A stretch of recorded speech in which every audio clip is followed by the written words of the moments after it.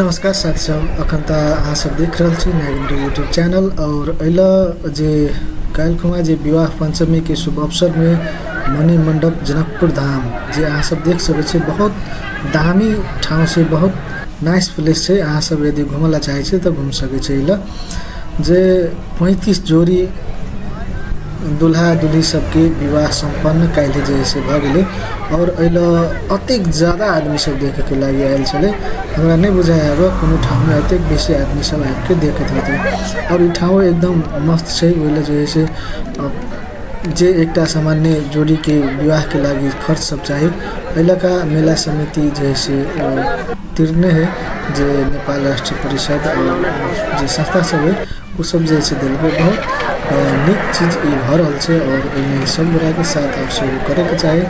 और अहाँ सब देखबे त ठाउँ एकदम मस्त ठाउँ है। अहाँ सब यदि घुमला चाहे छी त आबि के जैसे जनकपुर में घूम सकै छी।